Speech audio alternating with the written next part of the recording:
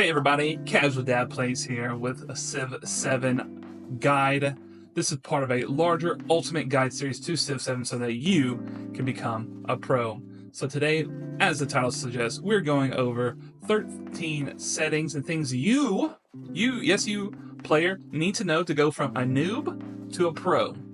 And so all of these come before you even jump into the game. So let's get started. And when you boot up, if you haven't already, when you boot up Civ 7, this is what you come to. What you're going to want to do first, before anything else, is go into your options.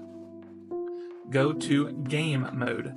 Quick movement, you're going to want to turn this on. Now, your first couple games, maybe you leave it off, that's fine, but I'm just going to tell you, the end of Exploration Age and almost all the Modern Age, it goes by so slow when you don't have this. I've played countless number of those ages and it's just so slow. I always, also as a bonus, keep the unit cycling remaining movement on so I don't forget about people and then wonder why can't I end turn? I don't always want to just shift enter. So that's a little bonus one for you as well. Then jumping over to the systems, we are going to make sure down here on the always show ribbon yields, turn that on. That is going to help you tremendously with, just checking out up here in the top right of how are you doing versus your competitors, however many you have. Also, I forgot, back on the game tab real quick, on your auto saves section, I suggest turning it to 1 turn between auto saves and keeping around 30 turns worth. There's no undo or back button, but for you guys who are trying to go from that noob to that pro, or just increasing, you don't have to be a pro, just getting better and wanting to fix mistakes, and you're turn 110 into some age and you're like, this screwed me up, now I've got to start all the way over. No, just do this, don't worry about it, don't worry about what anybody else says on the internet, just do it, roll back. Now I'm not saying, listen carefully, I'm not saying do it over and over and over to get the perfect game. That's just going to make it very boring and not fun for you. So once you have all these, click confirm changes. And now we're going to act like we're going to set up a game. So we're going to come in here and we're going to talk about the leaders. If you have not seen my leader tier list, I will link it down in the description below. Right now, there's a lot of them are pretty good for anybody. But if you were to ask me who you should start off with, I'm going to say Patchy Cutie, Jose Rizal, Ben Franklin, Catherine, Ada. Those all are going to be pretty good. Or Ashoka, the World Renouncer. Don't go with his military guy, or Conquer, the Renouncer. He's really good. If you're just not sure and want kind of a generalist, Ibn Battuta is really nice to just kind of unfold as the game unfolds. Just mold yourself to that. You can also pick Tecumseh. I really like Tecumseh with some of his bonuses and everything. So take your pick. All those are really nice. We're going to come in here and I'm going to pick just Ada because she's at the top. Okay, so make sure you read through. And this is going to tell you cultural and scientific. This is going to tell you what kind of narrative events are going to pop up. So for Ada, she's going to get a lot of cultural and scientific events that pop up. And then, of course, what does the leader do, right? And then who do they unlock? And they'll tell you who they unlock. And then as you're progressing them up to the next level, it tells you what you get when they get to the next level, if you don't know already. So just go through there and read, like Ben Franklin's diplomatic and scientific, and here's what bonuses he gets. He unlocks American and Modern Age. So just, take your time and make sure, as you're learning, to just double check and know. It's like Himiko unlocks Meiji Japan. Meiji Japan is kind of hard to unlock without Himiko. So there's just plans, things you got to plan for from the get-go. It's not super hard, just take a breath and do it. Now for mementos. Now, unless you have not played a single game of Civ 7, I'm assuming you have a few mementos. Okay, so what you need to do is, if you're just not sure what mementos to pick, how to improve or whatever, you can never go wrong picking one of these top line +1 whatever attribute point. Those are going to help you. You cannot go wrong getting extra gold at the start of the age. That's always helpful. The social policy slot also, having an extra one of those. Like if you're having trouble with happiness and getting your celebrations to get more social policy slots, by all means start with that. You know, most of these are really good to start with in the beginning, and then just kind of play with them. And I would, if you're having trouble, just play with one or two at a time, and think about your playstyle and what you want to do in the game. Like, just because you see a guide and somebody doing something online or talking about online doesn't mean you need to come down here and get signs for every commander level. Well, that's not really helpful if you have one commander with 2 levels. Like, why did you pick this memento? You might as well not pick anything, right? So like, just think about what you're going to be doing. This was a really good one once you played Ben Franklin some, to get extra influence, because you're naturally going to be doing tech and civic masteries. So getting extra influence is super helpful. And so since you're already doing those things, getting influence with something you're already doing is just helpful. All right, so these are the things you got to think about. You know, how many towns are you going to have? You know, how many settlements are you going to have? Are you going to have like a peaceful domination, and so you need as much settlement limit as possible? You know, just these are the kind of questions you need to be asking yourself as you're picking your mementos. But again, if you're not sure, a default combination of one culture, one scientific, and one economic, you know, those would probably be the good top 3. You can always pick expansion, diplomatic, or militaristic. Nothing wrong with any of those when you're getting going. So we're just going to assume culture and scientific because it's Ada. So we're going to play in that. So this is another thing for mementos. Unless you know the specific strategy you're going for, try to make sure your mementos synergize with your leader. Okay, that's very important. Now we're going to talk about the ages. Okay, I would suggest starting in Antiquity Age every time. I have done several Exploration and Modern Age starts. They're very interesting, and on the upper levels of difficulty can be very difficult because you don't have your things set up how you want to. You don't have your attributes, and you don't have so much from the previous ages, and so it really provides a challenge starting those. So make sure you start Antiquity until you get a good handle on things. And I would suggest, whatever your leader is, go ahead and start with one of the ones that they suggest. There's always going to be somebody, geographical choice, or historical choice. Like if I picked, let's just do it real quick. If I pick Augustus, obviously it's going to be historical choice because he ruled there, or Egypt because he ruled over Egypt, or there can be strategic choices, so just keep that in mind, and make sure you read through, again, just like the leader, read through the civ so that you know what they're doing and how to use it. Again, it's always gonna be better when you have a plan and you make sure the civ and the leader, they're all working together for a greater goal. Now, I'm gonna give you my suggestions to start off with as the game stands right now, and probably for a little while. You can pick any of these leaders, okay? And I'll even show you my preferred mementos. Not like you've got to play or get the mod to unlock them all, but there's some basic mementos and the leader. I would get either Tecumseh or Pachacuti. Depends on if you want to play around mountains or not. They are really good. Confucius is really good because of his growth rate. As I said, Ada, Catherine, and Ben. Any of those are really good all around. Ibn also, he's a little on the weaker side, but he's still really good because of the wild card actually points for civics in each age. You can kind of go to whatever in his trade maps endeavor that lets you scout easier if you're not really good at scouting. For me personally, I really like Tecumseh or Jose Rizal, but Tecumseh will go with this case.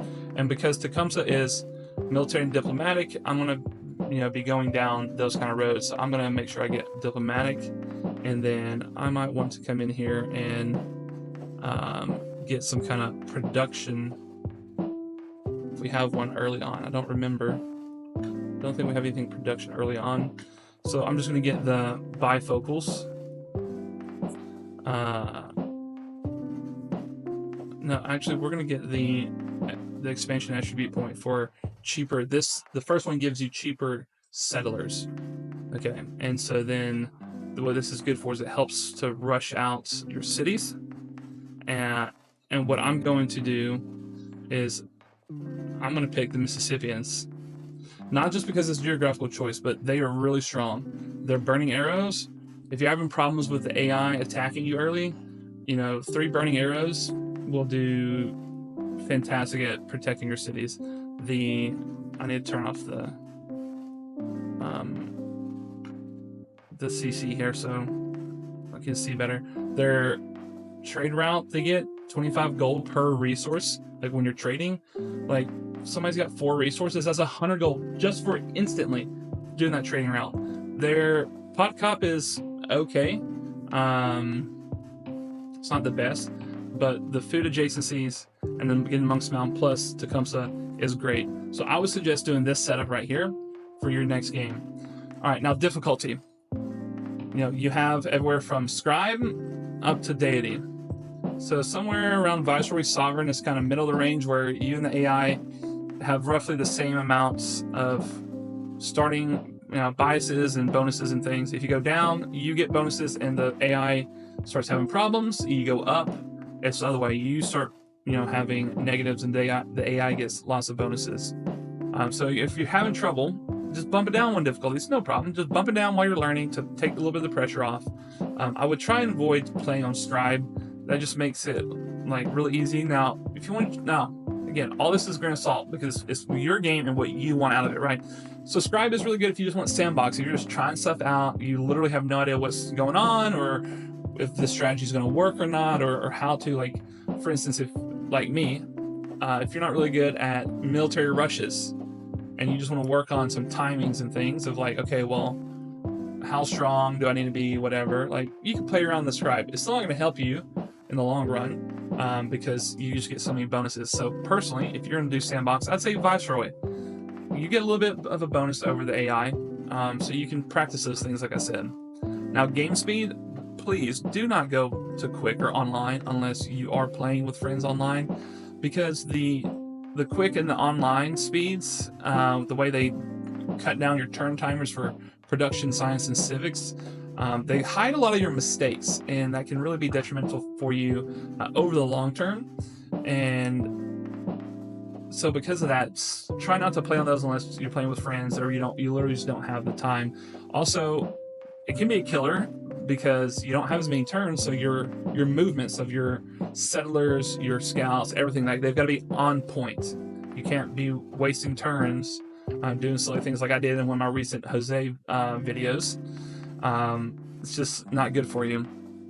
Now, Epic and Marathon. Marathon is literally a marathon. I like these more when I'm going for specific builds, like big builds where I want to have a big army and I want to go and like pretend like I'm crushing somebody, like I'm Mississippi here and I'm crushing the Greeks, for instance. Like if I'm playing all out war from the get-go, I'll turn it to Epic or Marathon just to give me more turns to move my guys. It also is a little more forgiving on your science and your civics because now you have more, you can do a turn and you're like, oh, I shouldn't do this, I should do this instead. You haven't really lost a lot. So it helps you with learning. If you need to do a game on Epic, Viceroy and Epic, really good for learning. Okay, don't think you gotta play on Deity just because you see everybody online do it. Now your map types. A lot of times when I started back playing with other Civ games, the map types kind of confuse me. So we're gonna go over these real quick. So we have Continents and Continents Plus. Really, Continents Plus, the difference is you have more islands, and if you hover this, it will tell you. So that when you're trying to bridge between Old World, New World, you have more options. I suggest if you're playing Continents, play Continents Plus. I've done a few Continents games, and it's really difficult in the exploration age because it's like you get to the New World, and the whole coast is already settled, and so it's like, okay, well, how am I going to get my treasure resources? Because you're on the east coast, let's say, of the Old World, and then so you're going further east, but you can't get there, but you can't go west because everything's blocked. So send it around, it just takes so long to go from the west side over. Anyways, play Continents Plus, super helpful. Archipelago is pretty good. Basically a bunch of island chains. I mean, it's nothing special. Play this mainly if you want to do a naval map or trading map. that's what this is good for. The AI is really bad at Navy type of gameplay, always has been, probably always will. So, you know, if you're having troubles with somebody's Navy or something, Archipelago can also be a good one to play on to kind of get some buffer zone and not worry about being attacked if you just want that simple sim game. Fractal, you just don't know, and that one's really fun if you just like unpredictable mold into the game. This one's probably gonna be better for those who are used to the game and doing pretty good and want a little bit of an added challenge, because it is pretty random. I actually find Fractal better than Shuffle. Like it basically would be Shuffle plus in my mind. Shuffle, again, you don't know what you're gonna get. Terra Incognita tells you unpredictable distant lands, so you could have like a real like blocky looking old world and then a fractal distant lands. So that one's pretty fun. Pangea Plus, that's the newest one they added in. That one is a lot of fun. So again, you're going to be in the middle. You have a big island, and then there are continents, and you have little islands on the side. Really sucks if you get stuck in the middle, which happened to me. You got to fight to the edge because those islands are going to be where you get your treasure resources for your exploration age. Pangea Plus is also harder to do any sort of Diplo shenanigans. Diplo is really powerful to get a bunch of city-states because not only are your starting old world cities there, but the new world civs are going to be there too. All in one, so everybody's going to be competing against the same independent peoples. And from my calculations, total in the game, you actually have less independent people on a Pangea map than you do on any of the other maps. So it would just be good not to over-rely on independent peoples and Pangea. Now, definitely go for them. If you find them and they fit your playstyle, go for it. But like if you're trying to do a military victory focus game and you find a bunch of civic and science ones, like maybe you have to pivot or vice versa, you know? If you just want the basic, Continents Plus is really good. Just basic, start from there. And then map size is pretty self-explanatory. Tiny, you're only going to have a couple people, and it just goes up from there. I do have some mods, so I can go bigger map sizes if I want. I really like the large map size. It just, when you get into Exploration Age and later, it just makes it more dynamic. When you're on standard and small, it just, regardless of the difficulty setting, it does make it seem a little easier because that's just less people going for the AI or for the independent peoples and all that. So just my opinion. By the way, let's have a water break. Make sure to stay hydrated, friends. It's important. Now for your advanced settings, we're going to come down here and start position. So balance or standard are your two options. Standard is kind of like from Civ 6 where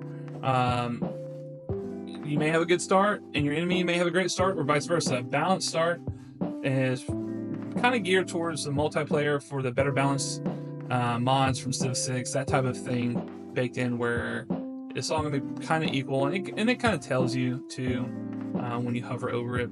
Age length, again, if you go abbreviated, it makes it harder. Okay, it doesn't matter what difficulty it is. Standard is pretty good, but if you're having trouble or you're learning, go to long. There's nothing wrong with it. Or maybe the specific type of gameplay you want to do, you just want more time, so go to long. Bonus in here, I was not including in my 13. It's disasters. Those are kind of self-explanatory. Again, set up as you desire. And then crises. If you are having problems and you're already not winning games and feeling beat down, it's fine to turn this off. Okay? Soon there will be an update where you can pick what crises are in the game. So you might want to leave it on for specific ones. But I personally, depending on what type of game I am playing, I'll turn it off or I'll turn it on. Right now with my Jose Rizal game that I'm doing, I just finished up the Antiquity Age, and the crisis I had was terrible. He was really good at diplomatic and happiness things, and the crisis I got destroyed happiness and diplomacy. So it was really hard. But maybe you don't want that. Maybe you just want a chill game. Turn it off. It's fine, but you know it is there. Some people don't know that. And of course, save your configurations if there's a certain thing. You can come in here, player settings. If you really hate having to play against Harriet Tubman and pick your people. Or if you hate playing against certain civilizations, pick your people. Or sometimes what's really fun, I find, and I may do this on Pangea, is coming in here and deleting a couple, just to give yourself a little bit more breathing room. I think I may do that for Pangea. I may come in here and delete one civ, just to give a little bit more breathing room, okay? And then you can always add up to the max back pretty easily. So that has been it for our 13 settings and things that you need to know before you even jump into the game of Civ 7, plus some bonus extra ones to help you go from being a noob to a pro. This has been your Casual Dad. This has been part of our greater Ultimate Guide to Civ 7 series. Make sure you hit that subscribe button and stay tuned, as every Saturday we're going to be releasing another video to help you with your Civ 7 journey, and we're going to be here all along as new patches come out and how it changes, you know, whose leader's good, who for the civs are good, and all those kinds of things. So make sure you hit that subscribe button, turn the bell on to be up to date with those, and also come and watch some gameplay to see how things turn out. And don't forget, leave some comments about things you want to know. What are you having problems with specifically? And we will do our best to answer those in the next video. But anyways, this has been Casual Dad plays some Civ 7 tutorials, and we'll see you next time. Bye-bye.